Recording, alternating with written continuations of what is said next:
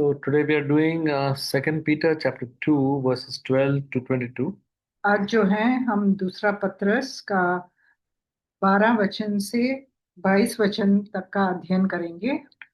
Uh, Last time we saw about false prophets.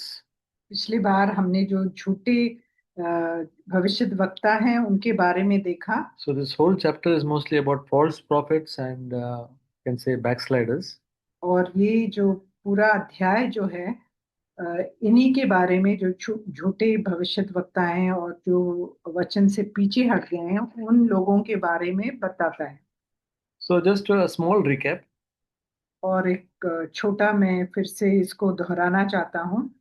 So the initial verses are speaking about false prophets, prophets and teachers who rose among the people and among the very believers. तो जो दूसरे अध्याय के शुरू के वचनों में बताया गया है कि ऐसे झूठे भविष्य वक्ता और झूठे उपदेशक जो उनके बीच में से ही वो अ, बाहर निकले। So what are the qualities of these false prophets and false teachers? और ऐसे जो झूठे भविष्य वक्ता हैं इनके लक्षण क्या है। They secretly introduce destructive heresies.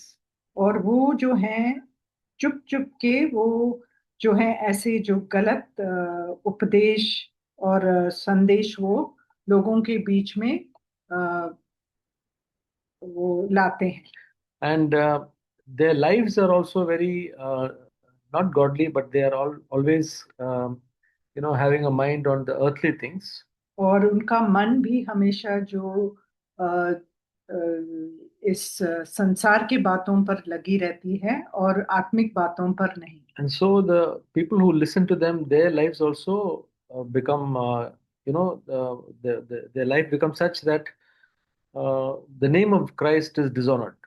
और इसके कारण जो उन लोगों की बातों को सुनते हैं तो उनका भी जीवन ऐसा हो जाता है कि उससे जो है यीशु मसीह के नाम का अपमान होता है। And then in verse 3 it says they are greedy for the material gain and they exploit people. Yeah. और फिर तीसरे वचन में कहा गया है कि वे जो है बहुत ही लालची होते हैं और दूसरों को अपने फायदा के लिए वो उपयोग करते हैं। So there's a very good verse for us all to keep in mind in Second Corinthians chapter 11. ये दूसरा कुरिन्ती और 11वां अध्याय Second Corinthians chapter 11 verse 20. और उसका 20वां वचन हम सबके लिए याद रखना बहुत अच्छा होगा। Because even in our time, this just as during that time there were false prophets and false teachers, in our present time also there will be. जिस प्रकार उस समय में ऐसे जो झूठे भविष्य वक्ता थे तो वैसे ही हमारे समय में भी ऐसे ही झूठे भविष्य वक्ता रहेंगे।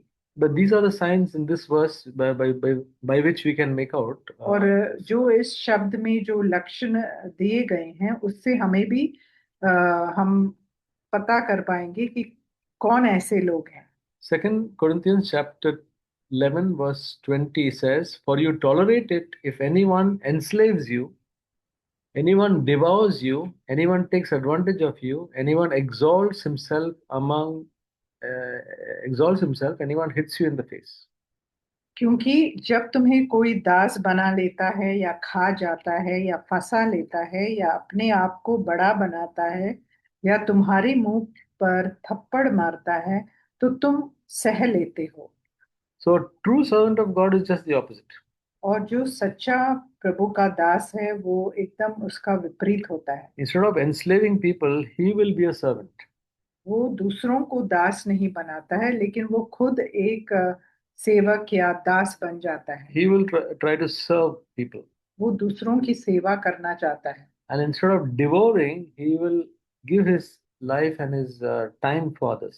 वो दूसरों को खा जाने के बदले वो अ, खुद का समय और खुद को ही अ, दूसरे लोगों के लिए वो अर्पण कर देता है। And instead of exalting himself, he will always try to become more and more humble like Christ. और वो अपने आप को नम्र बनाएगा और अपने आप को ऊंचा नहीं उठाएगा। So these are some signs that we should always keep in mind, because whenever we hear any message, and it is all Bible verses, but we should be able to see these things. तो जब भी हम किसी प्रचार या संदेश को सुनते हैं और वो जो है वचन से भरा रहता है, लेकिन हमें ऐसा समझ होना चाहिए कि हम समझ पाए जो इस प्रकार के लोग हैं। Only to protect ourselves, और ये सिर्फ हमें बचाए रखने के लिए, not to judge anybody. किसी पर हम न्याय नहीं करना चाहते। Okay, so then the word of God continues in Second Peter chapter 2, saying that just as these false prophets and false teachers, they will face destruction. They will face destruction just like it happened in the time of Noah and in the time of Lot, etc. और फिर बाद में ये कहा गया कि जिस प्रकार नूह के समय में और जो लूत के समय में जो ऐसे लोगों के ऊपर परमेश्वर का जो है तरफ से जो उनका जो क्रोध उतरा, वैसे ही आज भी होगा। Then it says in verse 9, then the Lord knows how to rescue godly from temptation and to keep the unrighteous under punishment for the day of judgment. और 9वें वचन में, तो प्रभु भक्तों को परीक्षा में से निकाल लेना और अधर्मियों को न्याय के दिन तक दंड की दशा में रखना भी जानता है। So now the Apostle Peter is telling about, he's spoken about false prophets, false teachers. Now he's talking about even the people who become unrighteous in their, they are not faithful in their walk with the God. और पहले वो जो है झूठे भविष्यद्वक्ता और झूठे उपदेशकों के बारे में कहते हैं, और फिर वो ऐसे लोगों के बारे में भी कहते हैं जो अधर्मी हो जाते हैं, जो अपने सिखाए गए जो पवित्र जीवन को छोड़ देते हैं। So especially two things it says that we can indulge in, that is the flesh in its corrupt desires and despising authority. और फिर 10वें वचन में कहा गया है कि जो लोग अपने अशुद्ध अभिलाषाओं के पीछे शरीर के अनुसार चलते हैं और प्रभुता को तुच्छ जानते हैं। When we are unfaithful to God, these two things will be there. That is, we can indulge our flesh in corrupt desires. That means in quarreling, in the love of money, in the love of lust, etc. तो जब हम परमेश्वर के भय को नहीं मानते, तो फिर हमारे अंदर ये सब अशुद्ध अभिलाषाएं जो शरीर के अनुसार हैं वो उत्पन्न होंगे, और फिर हम एक दूसरे से झगड़ेंगे और लालच करेंगे और ऐसे जो अशुद्ध बातों में अपने आप को लगाए रखें। And then despising authority. और प्रभुता को तुच्छ जानते हैं। So authority God has kept. All authority is actually given by God. जो भी प्रभुता परमेश्वर देते हैं वो प्रभु के तरफ से ही होता है। So as Christians, as born again believers, we must never despise authority or rebel against authority. और अधिकार के विरुद्ध हमें जो है बलवा नहीं दिखाना चाहिए। Authorities can be in the government, in our offices, and in the church, and at home. और ये जो अधिकार हैं वो हमारे जो गवर्नमेंट का हो सकता है, हमारे काम की जगह हो सकता है, कलीसिया में हो सकता है, या हमारे घर में भी। And then it says these people, they are also reviling angelic majesties. That means again people in authority, maybe even some spiritual authorities. और वो ऐसे लोग होते हैं जो आत्मिक जो उनके अधिकारी हैं, उनके बारे में भी भला बुरा कहते हैं। And the Apostle Peter gives an example that even the good angels did not revile against Satan. तो जो प्रेरित पतरस भी वो जो है कहते हैं कि जो अच्छे स्वर्गदूत हैं वो भी जो शैतान के विरुद्ध बोलते नहीं हैं। So we must not have a tendency to, speak against the pastors and, uh, leaders of different churches. That should not be our conversation. तो हमारा भी जो बातचीत हम करते हैं उनमें दूसरे जो पास्टर्स रहते हैं या वचन बांटने वाले लोग रहते हैं उनके विरुद्ध बोलना नहीं चाहिए हम। It says in verse 12, now we'll read verse 12. और 12वां वचन, But these, like unreasoning animals, born as creatures of instinct to be captured and killed, reviling where they have no knowledge, will in the destruction of those creatures also be destroyed. और 12वां वचन, पर ये लोग निर्बुद्धि पशुओं ही के तुल्य हैं जो पकड़े जाने और नाश होने के लिए उत्पन्न हुए हैं और जिन बातों को जानते ही नहीं उनके विषय में दूसरों को बुरा भला कहते हैं, वे अपनी सड़ाहट में आप ही सड़ जाएंगे। So this is a very useful verse for us. ये बहुत ही उपयोगी वचन है हम सब के लिए। It speaks that animals, they don't reason, they do just things by instinct. जो पशु होते हैं वो सोच समझकर काम नहीं करते हैं, वो अपने ही जो प्राकृतिक या स्वाभाविक प्रवृत्ति के अनुसार वो अ, कुछ भी करते हैं। But we are made in the image of God. लेकिन हम जो हैं परमेश्वर के स्वरूप बनाए गए हैं। We can think, we can reason, we can either be unwise or wise. तो हम सोच समझकर काम कर सकते हैं, या तो हम मूर्खता से कार्य कर सकते हैं या हम बुद्धिमानी से कार्य कर सकते Whereas हैं। animals, they are creatures of instinct. If you just touch them, they will hit back or they will bite you back. और जो लेकिन पशु पक्षी जो अपने प्राकृतिक प्रवृत्ति के अनुसार वो कार्य करते हैं, उनको कोई समझ नहीं होती, अगर हम उनको छुएंगे तो हमें वो काट सकते हैं या हमारे ऊपर हम वो आक्रमण कर सकते हैं। So similarly, we also can be, we hear something or we see something, and we can be like creatures of instinct, just immediately say something because we have seen or heard something. और हम भी ऐसे हो सकते हैं कि हमने कुछ देखा है और हमने कुछ उसमें से समझ लिया है और उसके कारण हम अ, कुछ कर देते हैं। And it says reviling where they have no knowledge.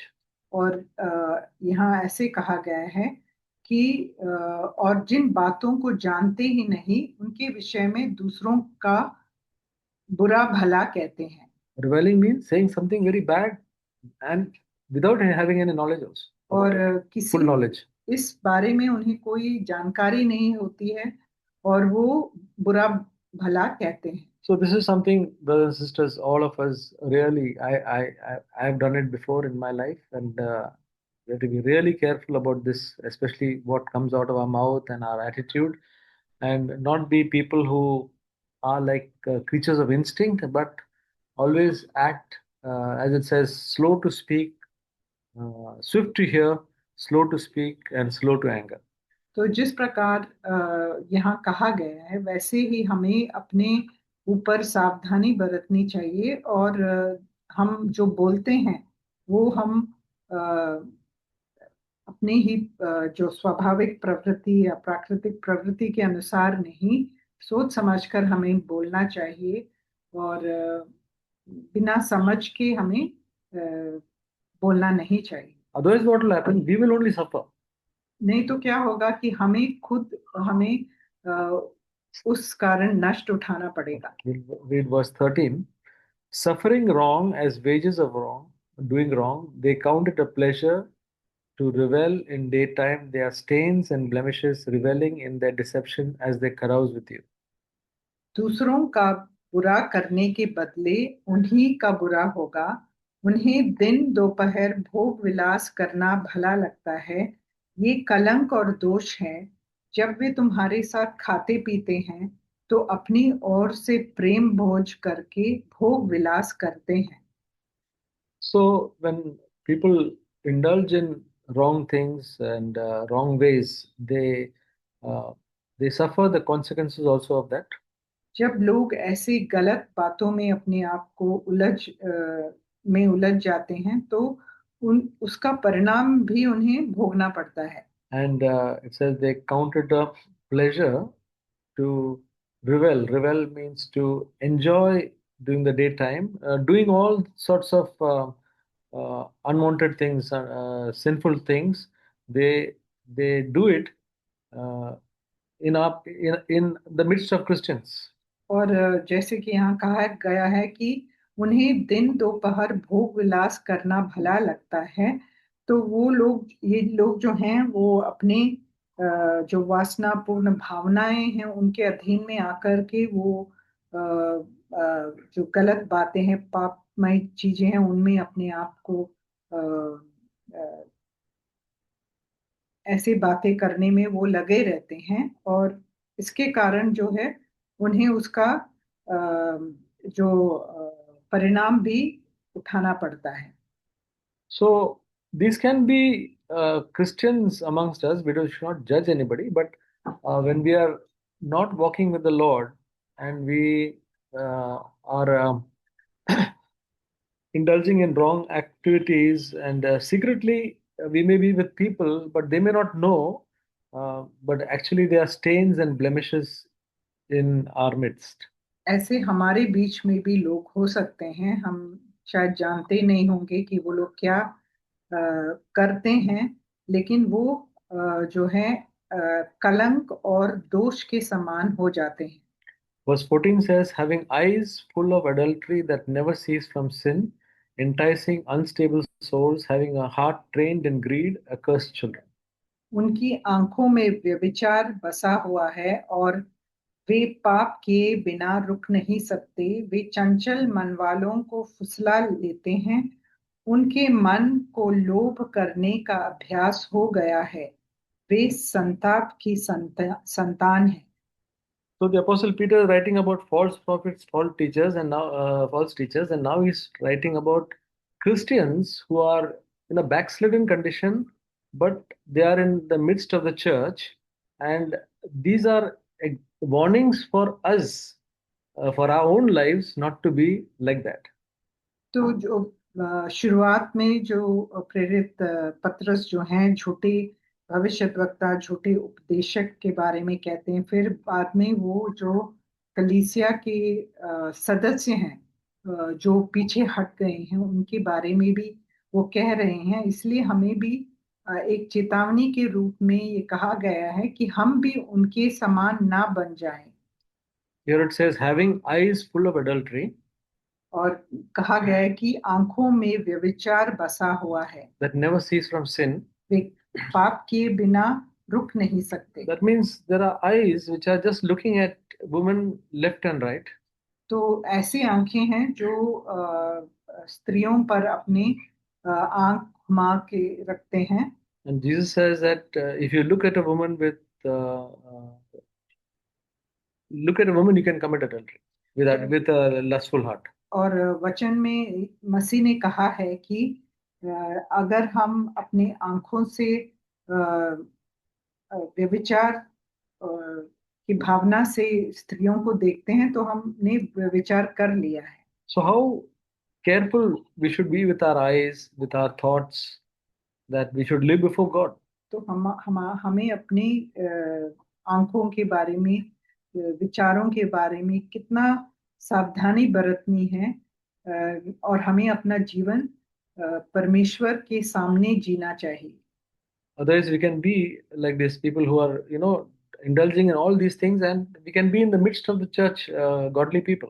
नहीं तो हम ऐसे ही लोग रहेंगे जो कलीसिया में मिलजुल कर रहते हैं, लेकिन वे इस प्रकार के लोग हैं। And then we can it says enticing unstable souls. और वे चंचल मन वालों को फुसला लेते हैं। Okay, some people who are unstable, they will be enticed by such people. और जो ऐसे चंचल मन वाले, जो स्थिर मन के नहीं होते हैं, वो उनके बातों में वो गिर जाते हैं और फिसल जाते हैं। Then having a heart trained in greed. और उनके मन को लोभ करने का अभ्यास हो गया है। They're greedy for some gain or the other. और किसी न किसी प्रकार का जो लालच में वो पड़े रहते हैं। Maybe it's even a greed for honor in the midst of people. और लोगों के बीच में वो सम्मान और आदर पाना चाहते हैं। So these are all things we need to see that it is not there in our life. तो इन सब बातों पर हमें ध्यान देना चाहिए कि ऐसे बातें हमारे अंदर ना हो। Verse 15 and 16. और 15 और 16, Forsaking the right way, they have gone astray, having followed the way of Balaam, the son of Beor, who loved the wages of unrighteousness, but he received a rebuke for his own transgression.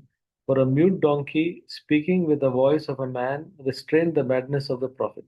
और 15वां वचन, वे सीधे मार्ग को छोड़कर भटक गए हैं और बओर के पुत्र बिलाम के मार्ग पर हो लिए हैं, जिसमें अधर्म की मजदूरी की को प्रिय जाना। So here he's speaking, the apostle is speaking that forsaking the right way. I mean, you're walking right way once, but now they've forsaken that way and they've gone astray. तो प्रेरित जो पतरस है वो ऐसे कहते हैं कि वो पहले तो सीधे मार्ग पर चल रहे थे, लेकिन अभी उन्होंने वो सीधा मार्ग को छोड़ दिया है। And they have followed the example of Balaam, the prophet. और वो जो है बओर के पुत्र बिलाम के समान बन गए हैं। We all must have we all must be knowing about Balaam. हम सब ने बिलाम के बारे में सुना होगा। That is found in Numbers 22. वो गिनती के पुस्तक में हम 22वें अध्याय में के बारे में पढ़ सकते हैं। So Balaam was a prophet and he was called by King Balak to curse. He is a Moabite to curse the Israelites. जो बिलाम जो था वो एक मोआब देश का रहने वाला था, और बालाक एक राजा ने उन्हें राजा बालाक ने उन्हें इज़राइल पर श्राप डालने के लिए बुलाया। God told him not to go, परमेश्वर ने उनसे कहा कि मत जाओ, but then he asked God the second time, और फिर उसने दूसरी बार पूछा परमेश्वर से, and then God said, Go. और फिर परमेश्वर ने कहा जाओ। This is something which we all have to be careful. When God says no, don't go and ask him the second time.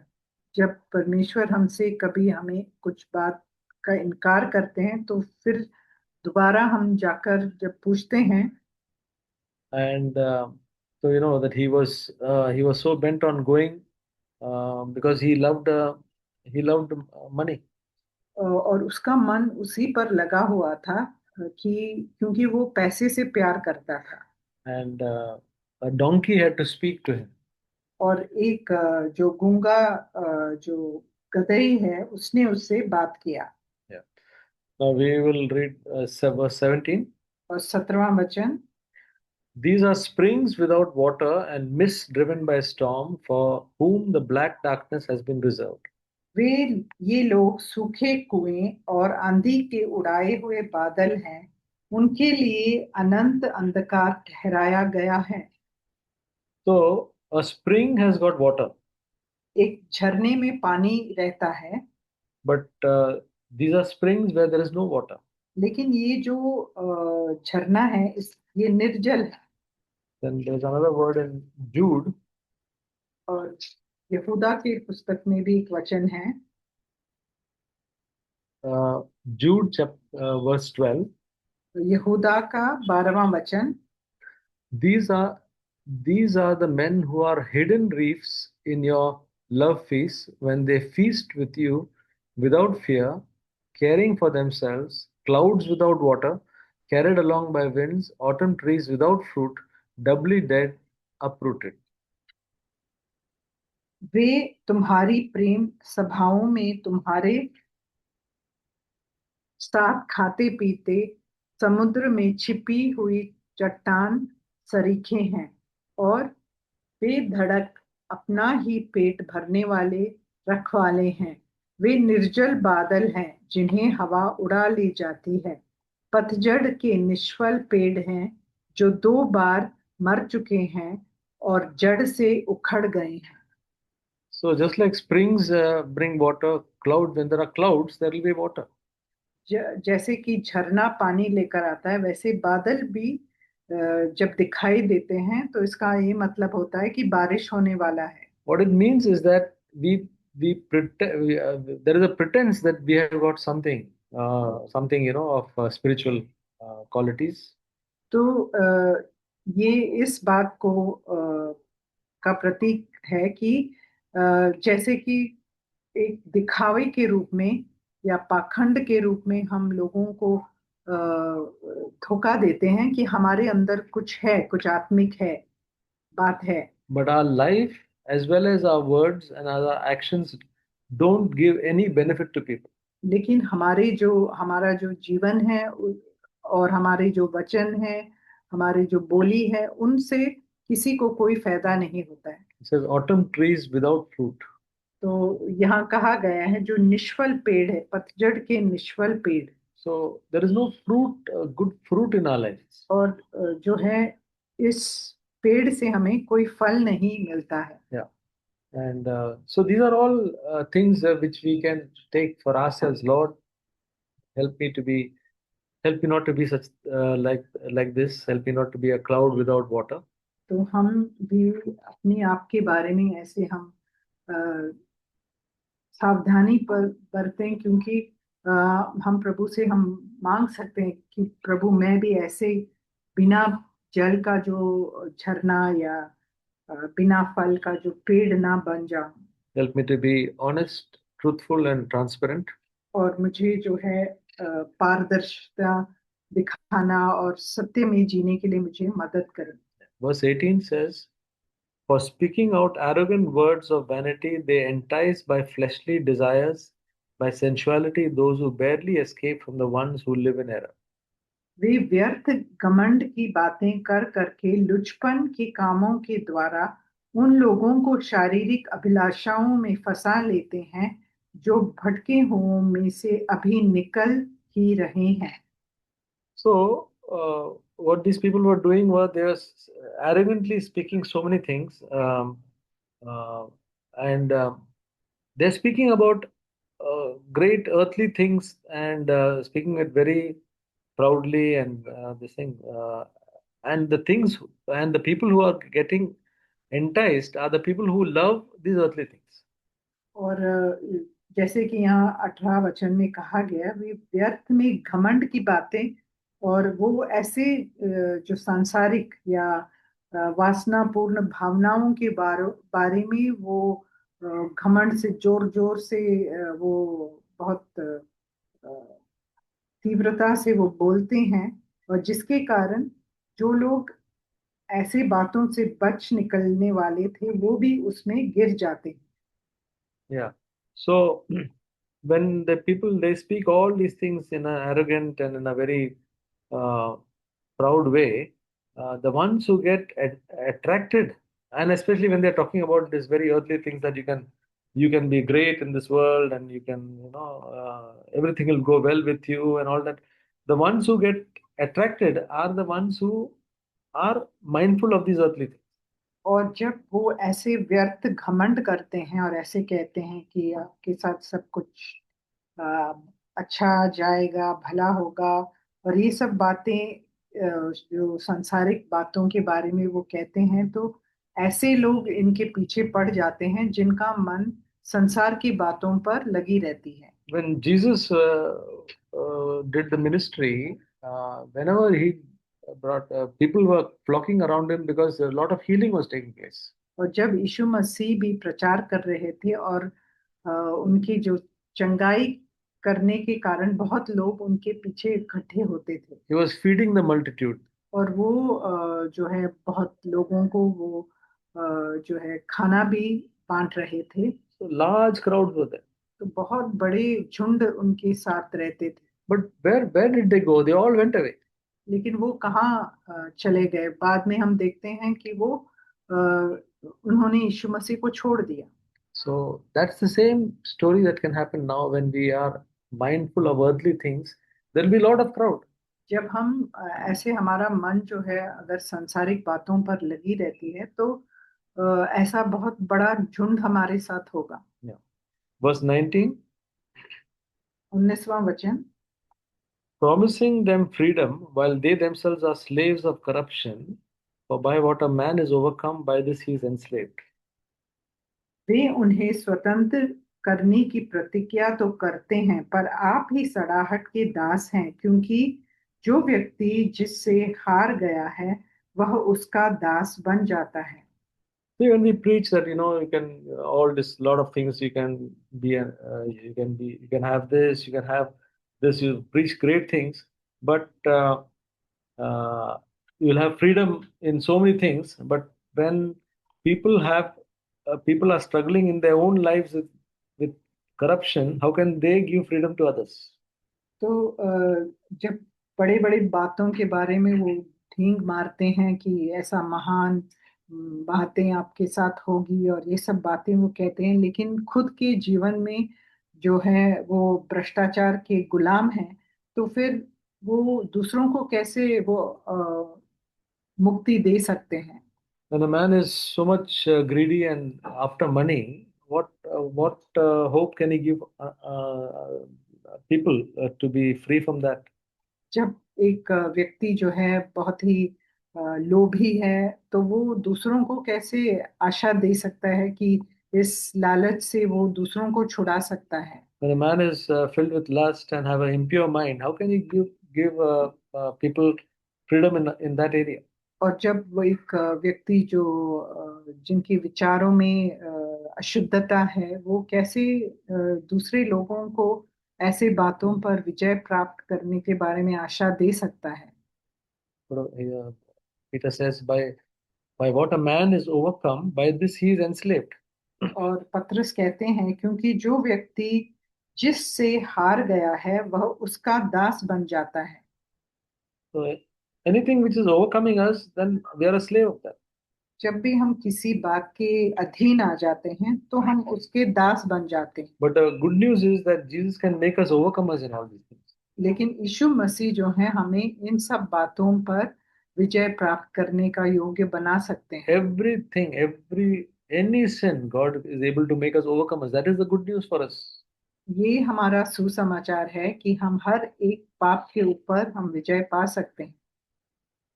So, brothers and sisters, let us always seek that no sin will have dominion over us. तो भाइयों और बहनों, हम सब इसी लक्ष्य पर लगे रहें कि कोई भी पाप हमारे ऊपर अधिकार ना जताए, Because God's abundant grace is available to make us overcome sin.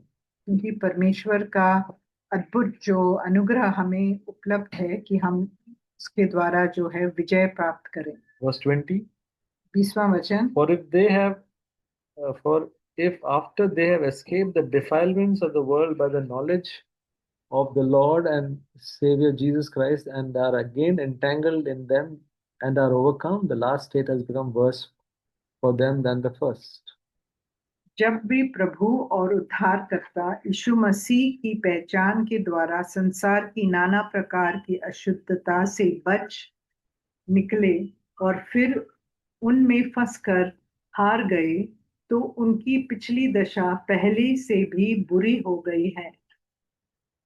So here it says that when a person has come to know Jesus Christ in his life, तो यहाँ प्रेरित पतरस कहते हैं कि जब किसी व्यक्ति ने प्रभु को उद्धारकर्ता मान लिया है, and not only just come to know Christ, but he has seen that the world is defiled and he has escaped the defilement. That means overcome the world also.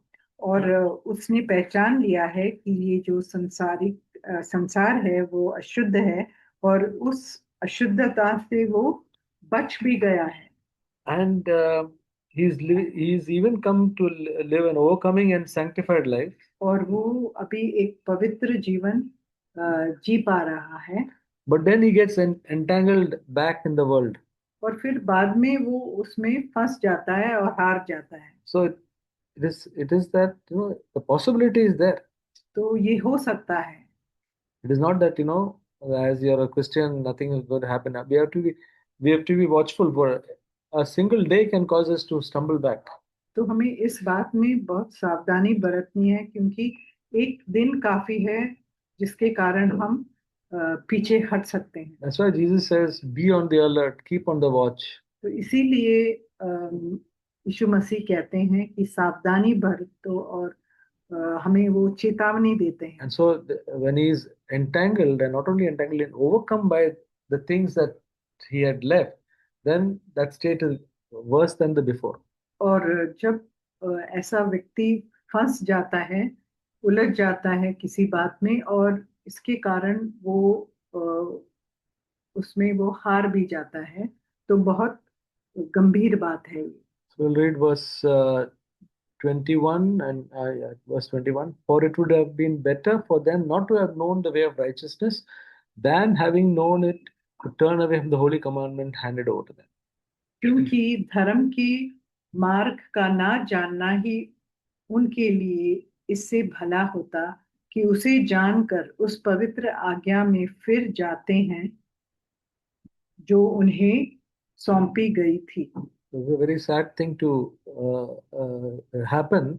And it says that it would have been better for him not to have known Jesus Christ or the way of righteousness because now his state is worse than what it was before. तो उनकी जो पिछली दशा है पहले से भी बुरी हो जाती है, तो इसीलिए बहुत हमें सावधानी बरतनी है। And verse 22 says, it has happened to them according to the true proverb a dog returns to its own vomit, and a sow after washing returns to wallowing in the mire. उन पर यह कहावत ठीक बैठती है कि कुत्ता अपनी छांट की ओर और नहलाई गई सुअरनी कीचड़ में लौटने के लिए फिर चली जाती है। So, what we have given up, what we have habits, we have given up, we have overcome, we are going back to those very things. And what we have omitted, we are going back to that. And what we have, the dirty things that we used to do, again, we are enjoying that. That is a status that can happen, like a dog or a pig.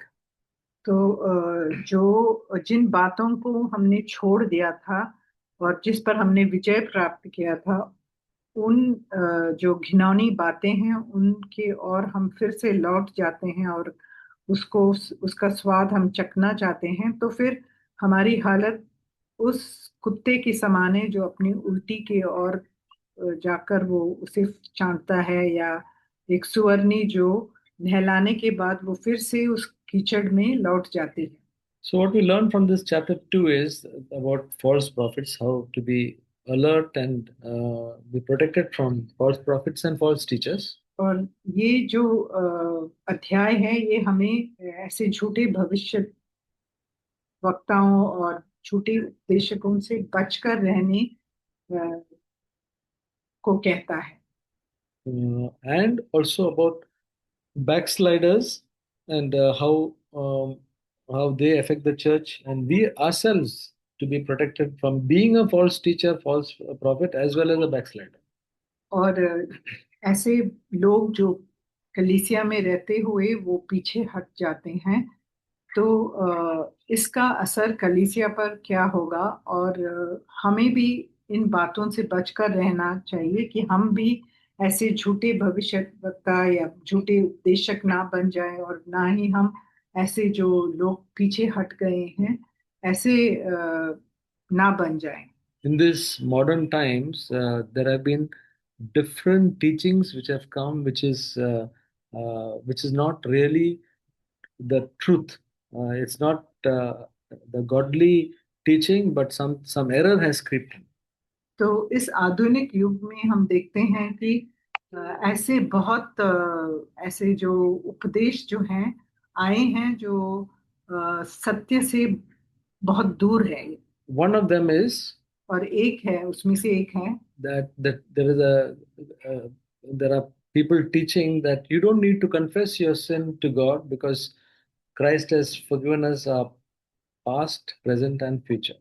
और कुछ लोग ऐसे भी सिखाते हैं कि हमें अपने पापों को मानने की जरूरत नहीं है, क्योंकि परमेश्वर यीशु मसीह ने हमें अपने पाप क्षमा किए हैं। जो अ, पिछले जो पाप हमने किए, जो वर्तमान है और जो भविष्य में जो हम करने वाले हैं, उन सब पापों से मसीह ने हमें माफ किया है। So they have got a teaching that First John 1:9, though it says, if we confess your sin, he is faithful and just to forgive us and to cleanse us of all unrighteousness. They say this first chapter of First John was written to unbelievers. तो जैसे कि पहला यूहन्ना पहले के 9वें वचन में कहा गया है कि यदि हम अपने पापों को मान ले तो वह हमारे पापों को क्षमा करने और हमें सब अधर्म से शुद्ध करने में विश्वास योग्य और धर्मी है। ये जो पहला अध्याय है ये अविश्वासियों के लिए लिखा गया था। So that is one. और ये एक उपदेश I'm है। not taking much time in these things, but the second one is और दूसरा उपदेश ये है, uh, uh, now they have given terminologies called eternal conscious torment. और कुछ ऐसे शब्द रचे गए हैं जैसे कि जो अनंत जो In other words, Vivek yeah. का जो अनंत रूप से वो Okay. In other words, the Word of God says that where people in hell they are suffering eternally. तो वो अनंत काल तक वो पीड़ित रहेंगे As the Word of God says, I'm not जो नरक में जाते I'm हैं। not quoting many verses. One of the verses is where the worm dies and the fire continues. तो जैसे कि नरक के बारे में कहा गया है कि वहाँ जो है जो कीड़े मरते नहीं और जो आग हमेशा हमेशा के लिए जलती रहेगी। And you know that the rich man and Lazarus, the rich man was continuously suffering. जो धनी व्यक्ति था, जो उस दृष्टांत में मसीह ने जो लाजरस और धनी व्यक्ति के बारे में बताया कि जो धनी व्यक्ति वो अनंत काल तक वो जो नरक में वो पीड़ा सह रहा था। So now there is a teaching that God is such a good God, He will not allow people to get continuously face that suffering. तो आज के युग में एक ऐसा उपदेश निकला है कि जो परमेश्वर है वो प्रेम से भरे हुए हैं, इसीलिए वो लोगों को इस प्रकार से अनंत काल तक पीड़ित होने के लिए वो ऐसा दंड वो नहीं दे सकते। So they have come across another teaching called annihilation. That means the people who are going to go to hell will be destroyed. और एक दूसरा ऐसा शब्द उन्होंने रचा है जिसका मतलब है कि वो हमेशा हमेशा के लिए नाश हो जाएंगे। जो वो पीड़ा उन्हें सहना नहीं पड़ेगा, लेकिन वो उनका पूरी तरह से नाश हो जाएगा। Yeah, I just told two. There are so many teachings like this. But remember, the ones who are godly preachers, whom all we know, they don't hold to these teachings. These are some new things which are coming up, and many people are trying to get into this. तो कई जो प्रचारक हैं, जो अच्छे प्रचारक हैं, वो इन बातों को नहीं मानते हैं, लेकिन कुछ ऐसे भी लोग अभी अभी आए हैं जो इन बातों का प्रचार करते हैं। So I'll end this now.